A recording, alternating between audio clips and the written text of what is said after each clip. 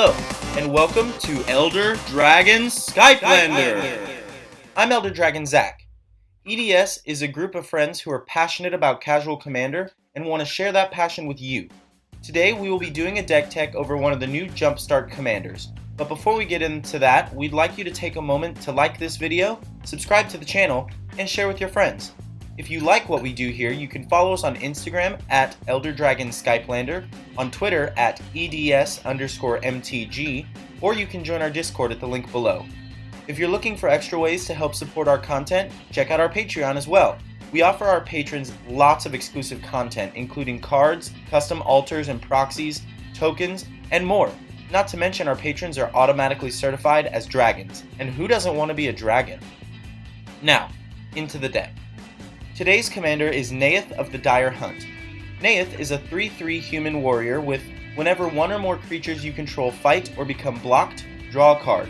At the beginning of combat on your turn, you may pay 2 and a Gruul hybrid. If you do, double target creature's power until end of turn. That creature must be blocked this combat if able. This commander cares about hunting, so we're going to take advantage of their abilities and hunt down our opponents with a creature-heavy build, along with some sneaky control. Let's talk through a few categories for how this deck can win. First off, let's ramp. Because this deck cares about creatures, we'll focus on creature-based ramp. We've included several of our favorite mana dorks like Llanowar Elves, Arbor Elf, and Priest of Titania to help ramp us in the early game and to serve as some extra attackers once we've reached the late game.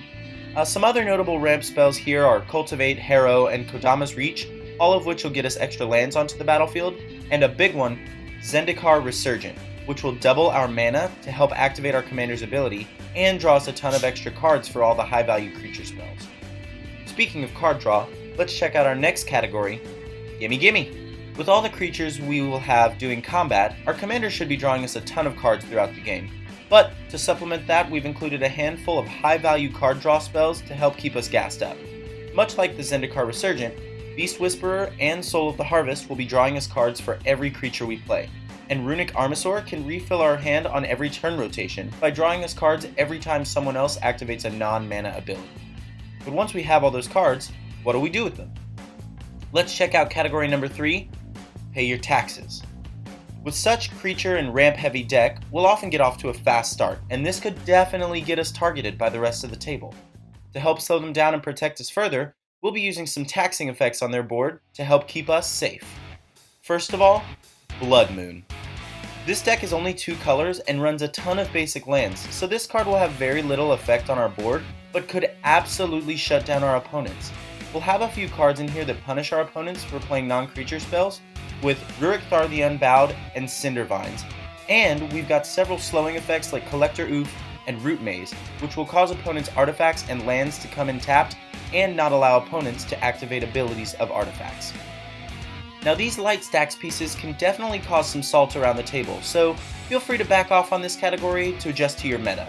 If the people in your meta are cool with stacks, feel free to lean into this category by including spells like God Pharaoh's Statue, Damping Sphere, and even Thorn of Amethyst. These taxing cards are going to go a long way in helping us protect our board, but we have even more ways to control things in our next category, Counter, Uncounter.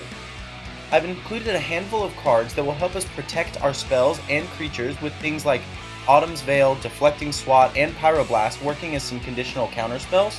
We'll also be running Heroic Intervention to protect our creatures from board wipes, as well as Vexing Shusher. This card does not see nearly enough play on casual tables, and it's an excellent piece of tech which makes any spell uncounterable just for a single mana. We're not finished controlling things just yet, so let's move on to our next category, Vigorous Removal. Obviously, green only likes things that are natural like lands and creatures, so we'll be running lots of removal for artifacts and enchantments. Reclamation Sage, Return to Nature, and Nature's Claim are all cards that will destroy an artifact or enchantment. I've also included one of my favorite removal spells, Decimate. For 4 mana, this card destroys an artifact, enchantment, creature, and a land. This spell is a literal 4 for 4, which handles a ton of threats and can clear the way for us to bring home a win. Our final removal category is more on theme with this particular deck, and that is Fight Me, Bro. Our commander draws us cards every time one of our creatures fights another, so I've included a handful of fight spells which will act as removal for problematic creatures, and cantrips to keep our hands full. Domri Rod will give us some repeatable fights, while Gargos Vicious Watcher fights another creature every time something of ours gets targeted. This means that when we target our own creature with something like a Primal Might, we'll get a 2-for-1. This particular tech can be huge in this deck, since that'll draw us 2 cards and potentially remove 2 huge threats. Now, enough removal. We're playing a Gruul deck here, so let's talk about some of our favorite beefy creatures and how we're going to get them in for the win. First off, we're running a few gods who will help us buff our creatures. God Eternal Ronus will buff all our creatures and give them vigilance for a turn and is extremely hard to remove. Neyith, God of the Hunt, will give all our creatures trample. And Xenagos, God of Revels, will double a creature's power and toughness at the beginning of combat. This means that if we activate our commander's ability with Xenagos on the field, we can quadruple a creature's PT each combat. This is huge and can even one-shot an opponent the turn Xenagos comes down. Ilharg the Razeboar can help us get extra attackers on the field and also trigger ETBs of valuable creatures multiple times. Orin Frostfang gives all our attacking creatures Death Touch, which can be a huge deal when opponents are determining blockers. Finally, once our board is full of lots of mana and threats, we can Genesis Wave into a ton of big creatures, we can overwhelm our opponents with a spell like Beastmaster Ascension or Overwhelming Stampede. I don't want to talk too much about the mana base today, but I will say Arena will be a very valuable utility land, which allows you to put fight triggers on the stack and draw cards pretty much as often as you'd like. And of course, with all this card draw, I do run Reliquary Tower. Aside from a few of these utility lands, I run almost all basics since I do run Blood Moon effects in this build.